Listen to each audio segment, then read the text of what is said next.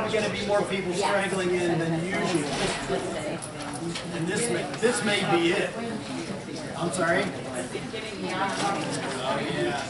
Well, we bought a 2-car garage house for this very reason.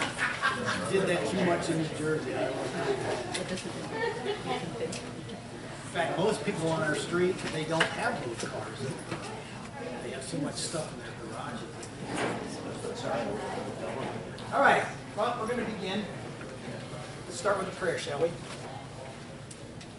Father, we thank you for the life of David, how he modeled for us so many things about faith. His own struggles help us in ours, give us an understanding of how to cope with this world, the unrighteousness that so permeates earth.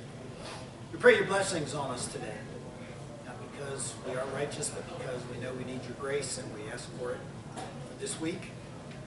Help us to have a sense of your presence this week, as well as your forgiveness.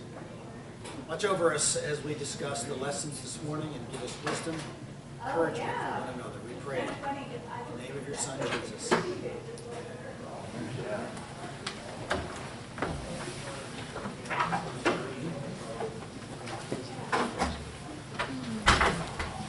So, we're looking at 1 Samuel chapters 18 and 19. We're looking at the questions for chapter 8 this week, a chapter entitled Saul's True Colors. I actually want to start the lesson today by looking at Psalm 1 and Psalm 2. So if you would turn there first, we can get some good discussion going, which I think these two Psalms are relevant. Psalms is one of those books that I have learned over the years to appreciate in the Old Testament as much as any other book. Part of the reason is because the Psalms reflect, number one, so much of David's struggles. They tell us a little bit something about how we need to establish and assert our faith during those times, during times of troubles. And I think they provide for us even some words for our own prayers, at least some ideas for our own prayers, what kind of things we should be asking for, thinking about, because I think they reflect the people of God. They reflect the words of the people of God. Now, the first two Psalms are probably not David's, but I'd like to get to them anyway and use it as a foundation for what we're trying to discuss today. Can I get somebody to read Psalm 1?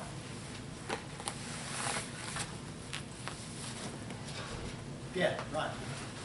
Blessed is the man who does not walk in the counsel of the wicked, nor stand in the path of sinners, nor sit in the seat of scoffers. But his delight is in the law of the Lord, and in his law he meditates day and night. He'll be like a tree firmly planted by streams of water, which yields its fruit in its season, and its leaf does not wither, and in whatever he does, he prospers. The wicked are not so, but they're like chaff that the wind drives away. Therefore the wicked will not stand in judgment, nor sinners in the assembly of the righteous. For the Lord knows the way of the righteous, but the way of the wicked will perish. Okay. The contrast here is pretty obvious, isn't it? The righteous man versus the unrighteous. And let's not worry about getting into the discussion of none of us are righteous, okay? We all know that particular fact, but the writer is talking here about those who are simply trying to follow God, trying to be a part of his kingdom. Those are the righteous. They struggle with it, admittedly. We see that as we go through the Psalms. But the fact is, there's a contrast here. I think this Psalm and the next Psalm provide the foundation for a lot of what happens in the book of Psalms. I've read a number of things that suggest the Psalms are put in place in a certain way where there's some themes that run through all the way through to the end. I'm not sure I've figured all of them out, but I can tell you this, in the first book, which is Psalm 1 through 41, mostly David's Psalms, mostly his struggles with being one of these righteous persons and dealing with the unrighteousness around him. The very last book of Psalms, I can't remember where it begins, but if you go look at somewhere around 120 all the way to the end, it's all praise. Almost all of that is praise psalms. So there's the beginning of the struggle of the righteous and the unrighteous, and there's the end of, well, we praise God anyway, I guess. But the fact is, I think this particular psalm gives us a strong indication of what's going to go on in the book of Psalms. And it certainly represents David's life, doesn't it? The righteous man trying to deal with the unrighteous. That's kind of the issue for us too, isn't it? Trying to be a righteous person in an unrighteous world. So you see that contrast, and I think this sort of provides the beginning thought for what's going to go on in the rest of the Psalms about how the psalmists, whoever they are, David wrote half of the Psalms, 75 of them. And whoever the other authors are, they see that contrast, they see that struggle, and they're really working with it very hard. If you want to look at a psalm that reflects the author's struggle and willingness to try to keep being that person, go read Psalm 119. It's the longest psalm we have. It's 22 stanzas. But he keeps having a lot of repetition about how he wants to do the right thing.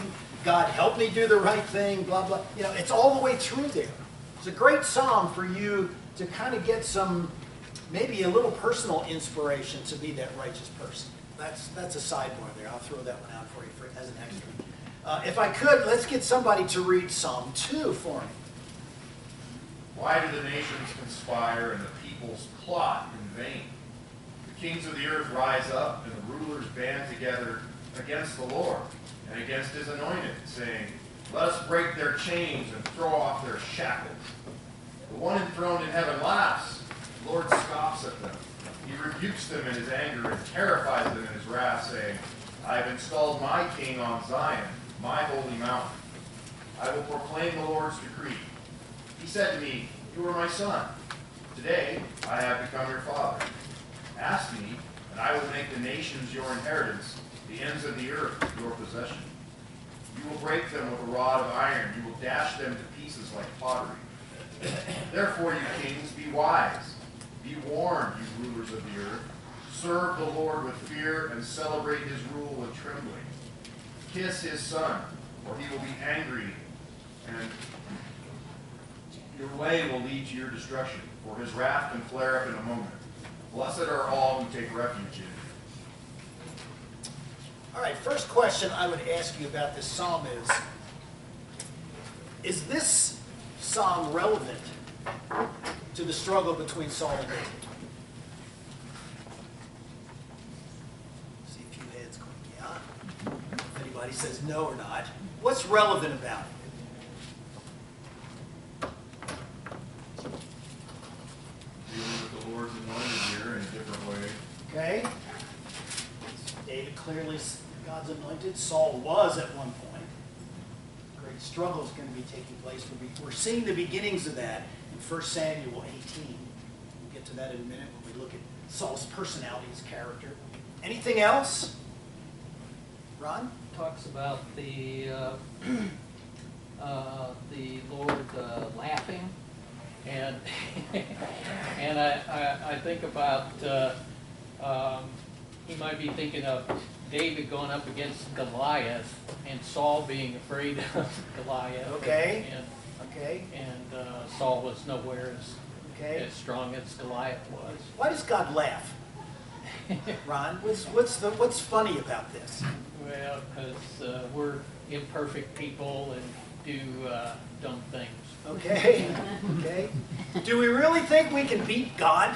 No. Well, we do think that. Yeah, some people do, sure. There's a great little story that Jesus tells about two kings coming against each other. I think it's in Luke. Is it 14? I think it's Luke 14. And one king says, gosh, there's twice as many of them as there are of us. Maybe I better surrender. And he says, that's what it's like with God. You can't beat God.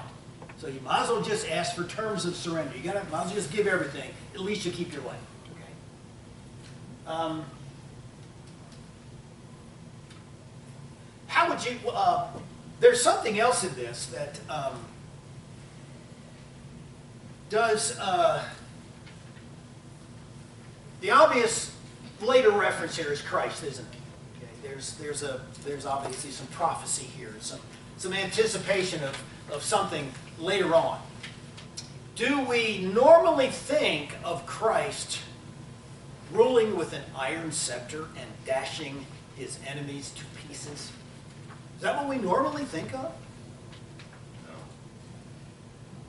Why might that be relevant to Christ? Is it relevant to Christ? It is. Why? If we look at the returning King Jesus is a lot different than the departing King Jesus. His return. Parting meaning the ascension when he His left ascension to heaven. first time. Okay. Yeah, so his return, we see that the enemies are going to be smashed. There won't be, you have a chance to change your mind now. Yeah. There is this. Mm. I think it's interesting too here in verse 3, it says, these are the kings speaking, the supposed powerful ones. That let us break their chains and throw off their shackles, talking about the Lord's anointed. I think that's an interesting language. Mm. Mm. That, to me, this whole psalm, whether or not we like the fact that he's going to rule with an iron scepter, I don't know whether that means he's doing it now or whether later on, could be later on. Is anybody else glad about that? Does that make you feel good? Not saying it should or shouldn't. Yes I'm just and no. asking. I'm just trying to get Yes some. and no. All right, Rick, were you gonna? Well, I mean, I think that iron might be the part that sounds a little harsh, but all it means to me is strength. He's going to do it with power, and that righteousness, Yeah. justness. Yeah. Okay. The justice of God is going to win out. Does that make anybody else feel good? Yes. Yeah. Okay. Sure. It should. Okay. How we balance that with the mercy of God? Well, that's part of the conundrum we're all dealing with, isn't it? We want God's mercy. We want to show it to others because that's the predominant characteristic of God sending his son. And yet there's still this other side people need to remember. There's a just side of God as well, that be aware, be warned. You can't beat him. I like to summarize this psalm as God's king is coming whether you like it or not. That's really what he's saying, isn't it? God's king is coming. You better not make a mockery of him. You're going to lose. So it really is some challenging things here. And I think as we begin to go through 1 Samuel 18, I think we'll get a pretty good idea of how these things relate to what these next couple of chapters are, really the whole rest of the book here. Does the contrast, maybe I'm trying to figure out the best way to say this to get some discussion.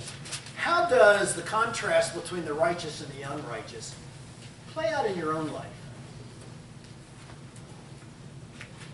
Do you think about it every day? Is this something you deal with when you go to work or wherever you go? I know a lot of you are retired, that's okay, but somewhere along the line you're dealing with this. Aren't you? Doesn't this represent our struggle? Righteous versus the unrighteous. How does our faith get us through that struggle and deal with this thing? Anybody want to share an example of what struggle you've had, how you've resolved it? Yeah. Bob, I think about the daily news, right? I mean, even if you're retired, even if you're doing nothing else, we are bombarded with the bad news of this world, and that can be so discouraging. I mean, there are times when you sit there and you say, what am I doing here? And that should force us then to fall on our knees before the Lord and say, please do something about this because it's way bigger than I can handle. Okay. Again, Psalm 119 is a great psalm as the man struggles. The author struggles with that whole concept and how he wants to try to do it right. Okay, that's a good psalm to think about, and it's a good recognition of what we're dealing with, isn't it? What the world is like and how we, as seeking to be the righteous, again, we all know we're not perfect, but we are simply trying to live our lives in a way that pleases God. We are, in fact, righteous. Well, we've been made righteous. Yes. Yeah. It's not a righteousness Right. that I That's possess, fine. Sure. but I'm wearing it. Sure, okay. And one of the And we things, need to think about ourselves as that way. We Yeah. are blood bought. We are his people put on earth to do what he wants us to do. meditate on God's law day and night. That's part of what the righteous person does. Okay, let's move into 1 Samuel, shall we? 1 Samuel chapter 18. A couple of things here that I want to start with, and that's, the first thing I want to start with is David's relationship with Jonathan. Jonathan, as we've already seen a little something about Jonathan. What do we know about Jonathan prior to this chapter? He was a man of faith. He was a man of faith. A man of faith, how do we know that? Well, he fought the Philistines with only him and his armor bearer. Yeah. He said, God will take care of us. Yeah, he was doing, at that time, what David later did with Goliath, wasn't he? Okay.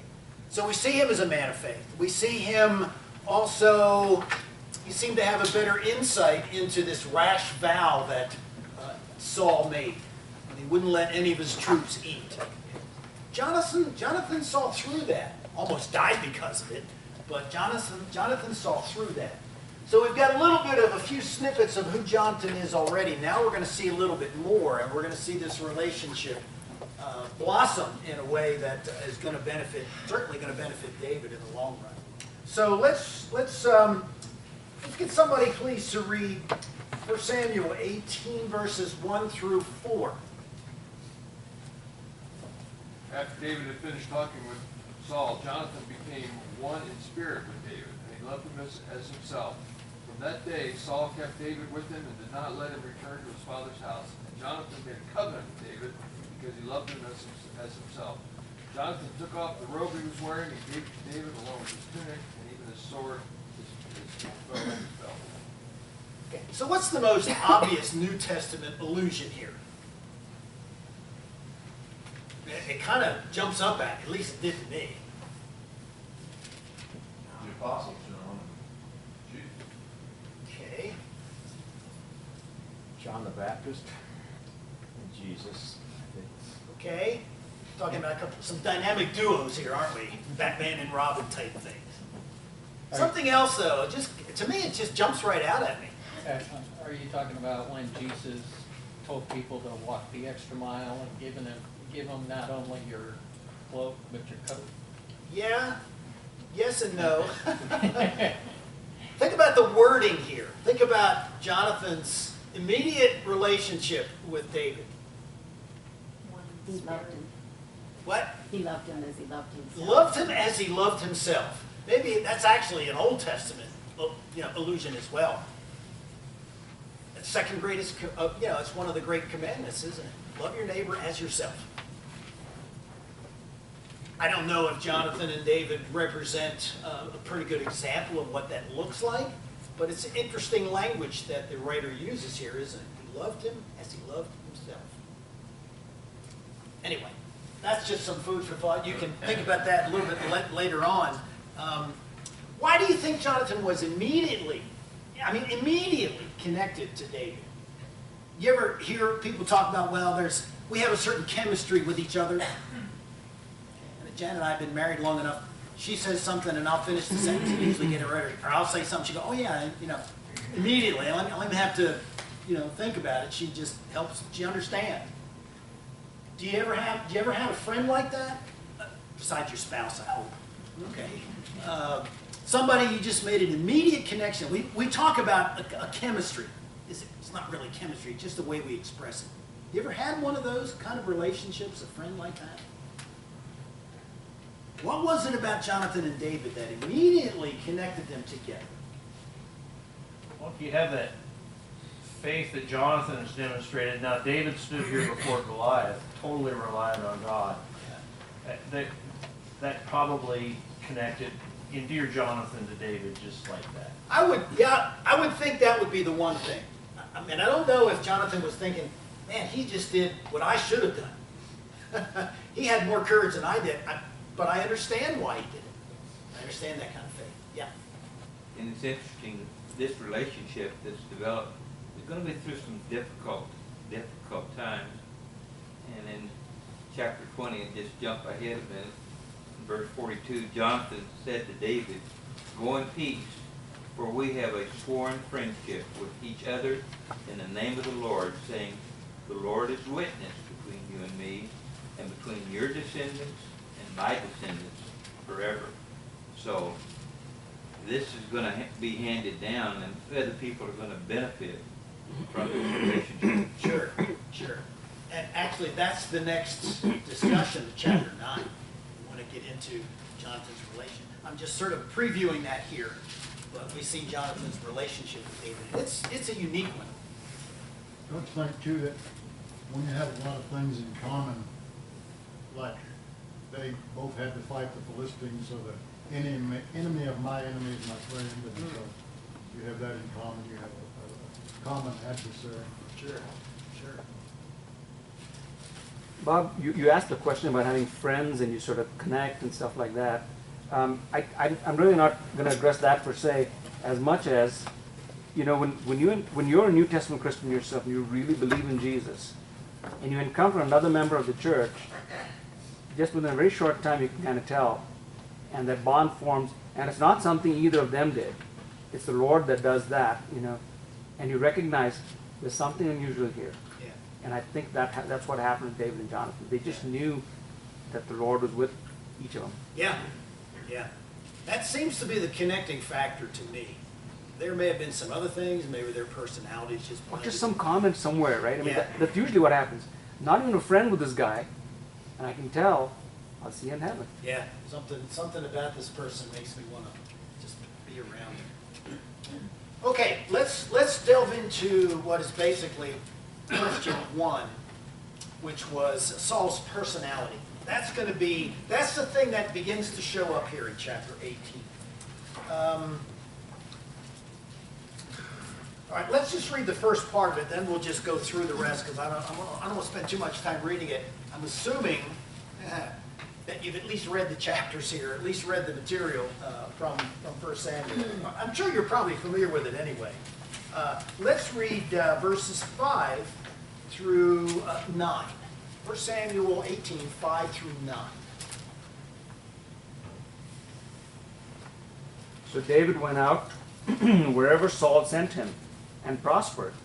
And Saul set him over the men of war, and was pleasing in the sight of all the people, and also in the sight of Saul's servants. And it happened as they were coming, when David returned from killing the Philistine, that the women came out of all the cities of Israel, singing and dancing, to meet King Saul with tambourines, with joy, and with musical instruments. And the women sang as they played, and said, Saul has slain his thousands, and David his 10,000s. Then Saul became very angry, for the saying displeased him. And he said, They have ascribed to David 10,000s, but to me they have ascribed thousands. Now, what more can ye have but the kingdom? And Saul looked at David with suspicion from that day on. Ooh. Mine says jealousy. I like the word suspicion better here. He was... Well, what does this say about Saul? Tell me that. What do we think about Saul's personality? It's supposed to revolve. Kind of revolves around him. Him and what? What is it about him that he just does not want to let go of? Power. Yeah, his own power. He doesn't want to let go of the kingship, does he? He sees that slipping away from him. David has slain his 10,000, Saul his thousands. It just gets under his skin. Just can't handle things. So, first thing we see, he's suspicious. He becomes a very suspicious, jealous person because he knows David is his, kind of his arch enemy at this point. He doesn't use that term, Bible doesn't use it, but it's kind of like that. He knows there's something about David that he doesn't like. Success. Yeah, success. He doesn't like his success. Success means he's on the rise, I'm not. He's got more success than I do. He's got more Super Bowl rings than I do. You name it, whatever it is. We don't like the guy that has more Super Bowl rings than I do. Or he has one, I don't have any. Whatever it might be. Yeah, Don? He was already told too that he was going to lose his position, so he now sees, okay, this is the person that's going to usurp me. So his response at this point, what does that tell you about his personality? Well, he's challenging God's hard decision. Yeah, he's already challenging God's decision on that, isn't he? He does not want what God wants. Can we say it that way? He really does not want what God wants here. And it's becoming very clear. It's developing a whole different attitude in him than somebody who is willing to do that. He's jealous. Very interesting.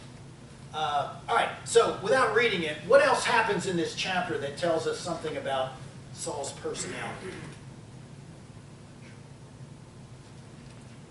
He's going bananas. Yeah, in modern language, that's pretty much it, isn't it? He's going a little bananas here. What does he do? What reflects that? I mean, what do we see him doing here? He tries to make sure David ends up getting killed. Yeah, by doing what himself? He tries to pin him. Yeah, he throws a spear at I'm him. thinking further down the road when he sends him out against the Philistines, thinking they're going to kill him. Yeah, well, and that's one of the other things he does here too with his daughters. And keep them close to me, so I'll be able to keep an eye on them. You know, keep your friends close, keep your enemies closer, type of thing. Just a payment for the daughters. Yeah. It's gotten most people Yeah, killed. yeah. He asked for 100 foreskins. How many does David get him? He gets him 200. Okay, that's very Think interesting. about that though. You gotta go out and kill these I know. better armed people, more technologically advanced, the whole bit. And he comes back and doubles it. Yeah. Which is a kind of very odd bride price to begin with. Who knows? Who knows what these guys are thinking? Yeah. Go ahead. You know, I have always wondered why God chose Saul in the first place, because from the very beginning you see that he is a weak man. Saul? Yeah.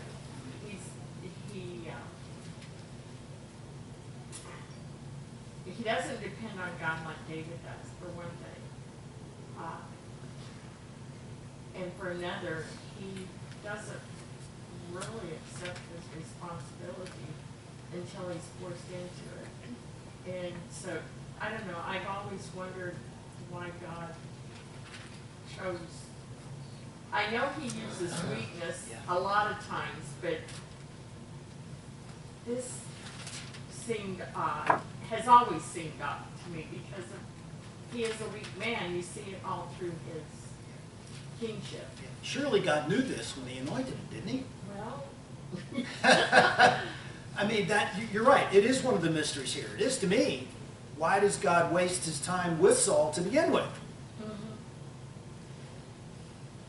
A couple of hands here. Yeah, right here. I don't think it was a waste of time. He was showing the people this is the worst of what a king is going to do. Yeah, that's probably a pretty good conclusion to that. Yeah. Yeah. It seems like, why does he do that? But then you begin to see it play out and you go, well, okay. We're kind of getting the picture here, aren't we? How would it have worked out for Saul if he would have just submitted to God? It didn't matter that he was a weak king. That was the whole point. His power is perfected in our weakness. Yeah. And so, you know, if Saul would have just submitted, he would have had a glorious kingship. Yeah. Yeah. Yeah, Jim? Isn't it, you know, we put David on a pedestal probably as much as any other biblical character, all the traits that he had, but isn't it tremendously ironic that David pulled the same thing on Uriah that had been pulled on him? Yeah. I thought that was just tremendously ironic. Yeah. Talk about political scandal. You know, adultery, murder, cover-up. It just doesn't get any worse than that, really. But anyway, that's for the next book. Don? I mean, all these men were replacing God anyway, so they're all gonna fall short in comparison to their original king. Okay.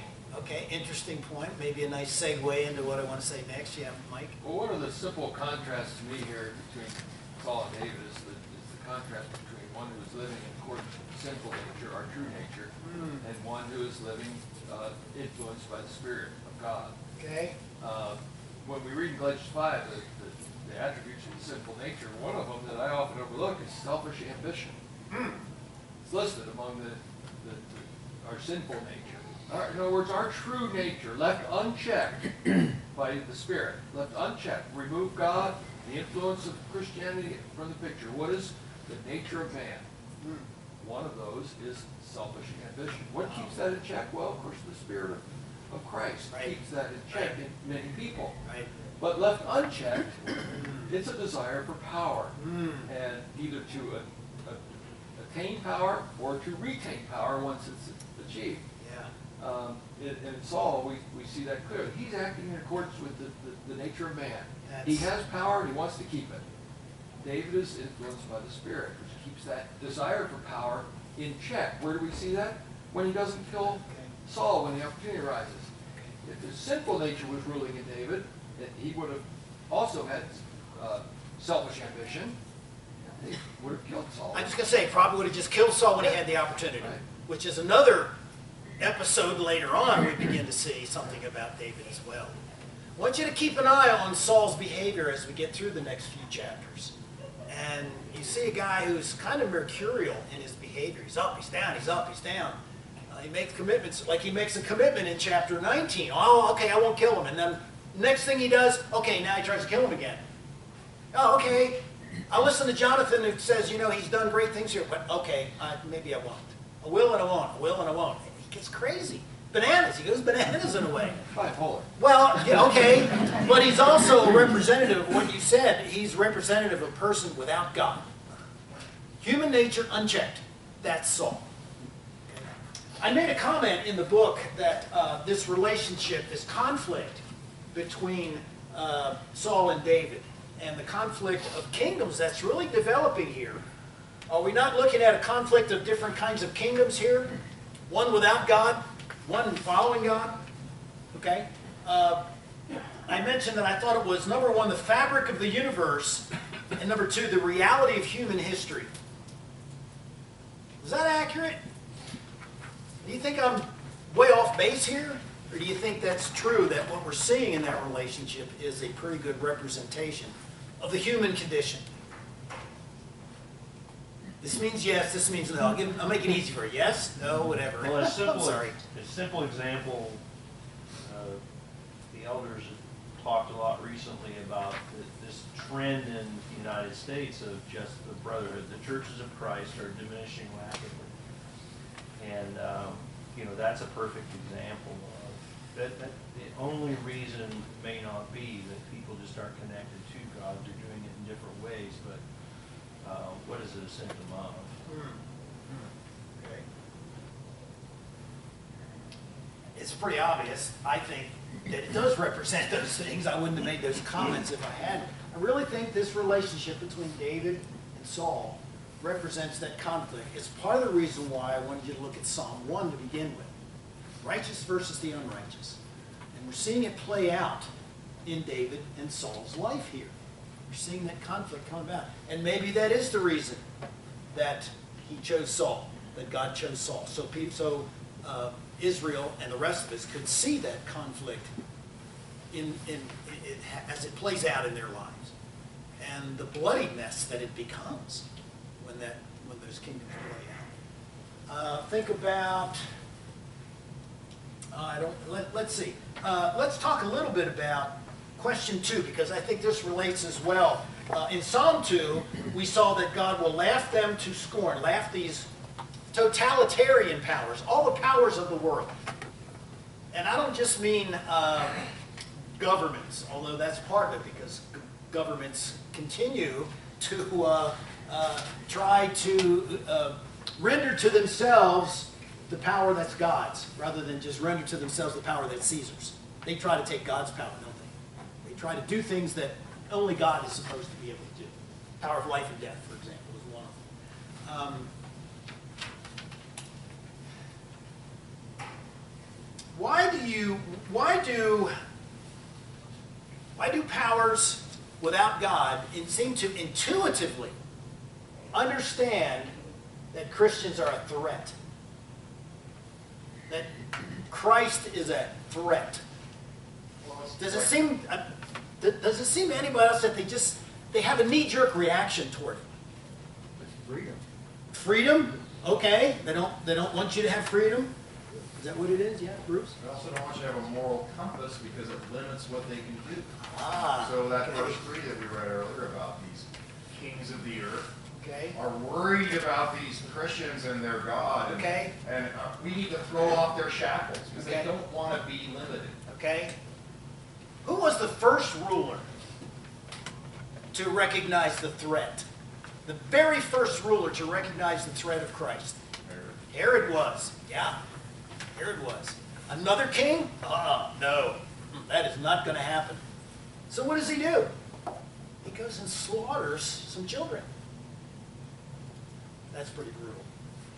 Some leaders in religious leadership in our history use access to Christ as a way to retain power.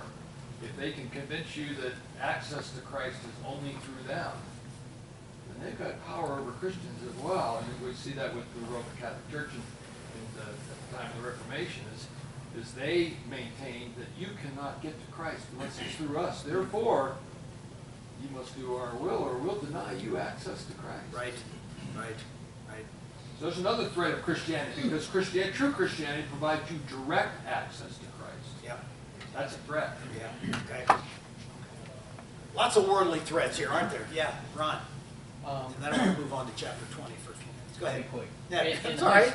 in high school, I had this class called Comparative Government, and I wish it's a class that would be taught to everyone in the generations now, because we compare governments to totalitarianism.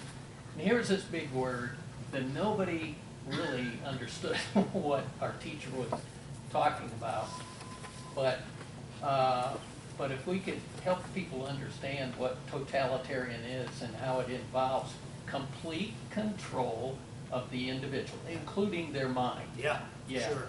And I just think that's really important to understand today: socialism, communism, totalitarianism. That's where it goes. Probably a good 12-week study at least. Yes. Not necessarily appropriate for you. Did he mention Churchill's statement about a government in there? Probably, but I don't remember. Churchill said democracy is the worst form of government, except for all the others. Pretty good thought. Love Churchill. All right, let's take a look at chapter 19 here. So I want to at least get through most of it. Hey, it's almost time to end here. I want to get through at least some of this here. I mentioned the early part of chapter 9. Saul listens to Jonathan for now. Okay? Again, Saul's going to do this up and down thing. He's going to listen and then he's not going to listen. He'll listen, he's not going to listen. It's just crazy that what he does. He tries to kill David anyway. Okay? He chases him both to his home and to Samuel's residence. And I want to talk about Samuel's residence here, or Samuel, just for a moment or two. David finally runs to Samuel, the guy who anointed him. Now, this is going to be a little bit of speculation, admittedly. We do not have any statements here about what Samuel told David. So, what do you think?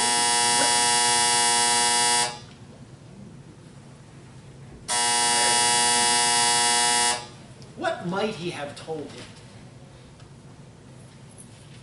Well, he could have told him that, remember that you are God's anointed, and God is with you. Okay. And, you know, in spite of everything that's going on right now, God is behind you. You know, Okay. so that would have been one thing he could have told him. All right. Could have been. Wouldn't you have loved to have heard what Samuel told him? He doesn't. We don't get that. What else might he have told him? Might have passed along what God told him. Okay. That is, I have rejected Saul as king. Could be. Okay. What would have been, what might you have thought would have been David's question at this point? Why me? Yeah, why is all this happening to me? I don't get it. I was anointed king. Shouldn't it just be an easy transition from one thing to the other? My rule to his, or his rule to mine?